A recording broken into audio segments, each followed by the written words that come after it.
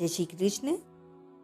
सर्वतः पाणिपादं तत्सर्वतोक्षि चिरोमुखं सर्वतः श्रुतिमल्लोके सर्वमावृत्य तिष्ठति। अध्याय 13 श्लोक 13 व्याख्या।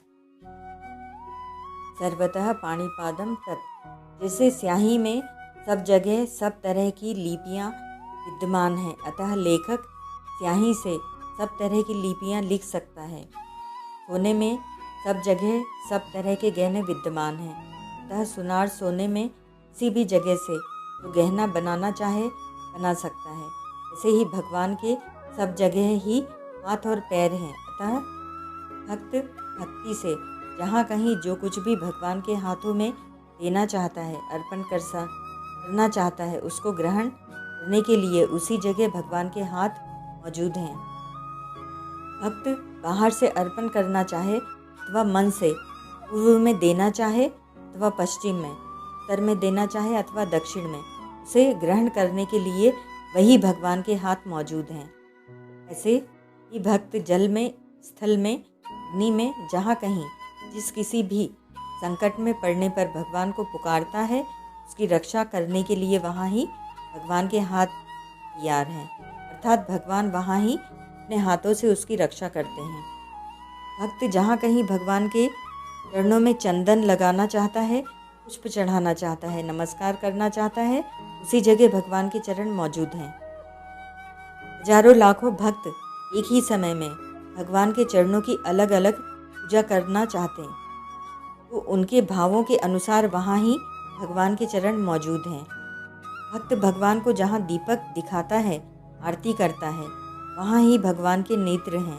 भक्त जहाँ शरीर से व मन से नृत्य करता है, वहाँ ही भगवान उसके नृत्य को देख लेते हैं। तात्पर्य है कि जो भगवान को सब जगह देखता है, भगवान भी उसकी दृष्टि से कभी ओझल नहीं होते। भक्त जहाँ भगवान के मस्तक पर चंदन लगाना चाहे, पुष्प चढ़ाना चाहे, वहाँ ही भगवान का मस्तक है। भक्त जहाँ भगवान को भोग लगाना चाहे, वहाँ ही भगवान का मुख है, अर्थात भक्त द्वारा भक्तिपूर्वक दिए हुए पदार्थ को भगवान वहाँ ही खा लेते हैं। गीता 9वें अध्याय का 26वां श्लोक। सर्वतः श्रुतिमत, भक्त जहाँ कहीं जोर से बोलकर प्रार्थना करे, धीरे से बोलकर प्रार्थना करे अथवा मन से प्रार्थना करे, वहाँ ही भगवान अपने कानों से सुन लेते हैं। मनुष्यों के सब अवयव अंग सब जगह नहीं होते, अर्थात जहाँ नेत्र है वहाँ कान नहीं होते, और जहाँ कान है वहाँ नेत्र नहीं होते। जहाँ हाथ है वहाँ पैर नहीं होते, और जहाँ पैर है वहाँ हाथ नहीं होते, इत्यादि।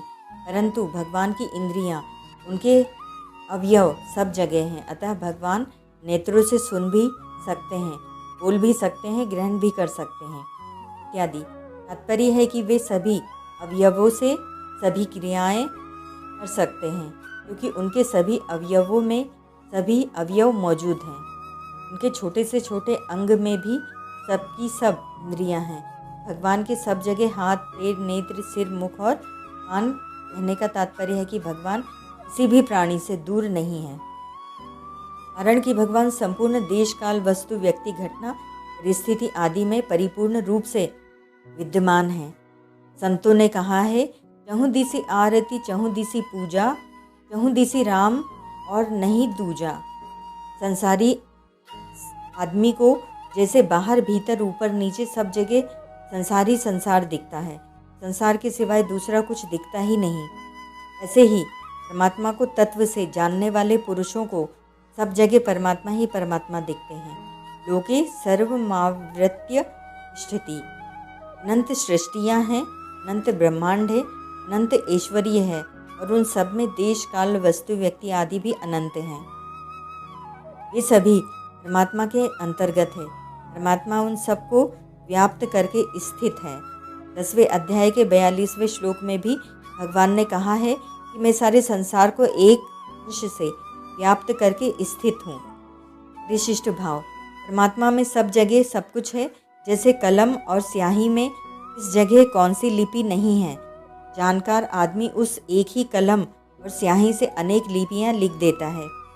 सोने की डली में इस जगह कौन सा गहना नहीं है, सुनार उस एक डली में से कड़ा, अंठी, हार, नथ आदि अनेक गहने निकाल लेता है। इसी तरह लोहे में से किस जगह कौन सा औजार अथवा अस्त्र शस्त्र नहीं है, मिट्टी और पत्थर में किस जगह कौन सी मूर्ति नहीं है, ऐसे ही परमात्मा में किस जगह क्या नहीं है। परमात्मा से ही यह सब सृष्टि पैदा हुई है, उसी में स्थित रहती है और अंत में उसी में लीन हो जाती है। पहले भी वही है, पीछे भी वही है, फिर बीच में दूसरी चीज कैसे आए, कहाँ से आए। इस बात को साधक दृढ़ता से स्वीकार कर ले तो फिर परमात्मा दिखने लग जाएगा, क्योंकि वास्तव में है ही वही, दूसरी चीज है ही नहीं। भगवान कहते हैं, सृष्टि से पहले भी मैं ही विद्यमान था, मेरे सिवाय और कुछ भी नहीं था, और सृष्टि उत्पन्न होने के बाद जो कुछ भी यह संसार दिखता है वह भी मैं ही हूँ।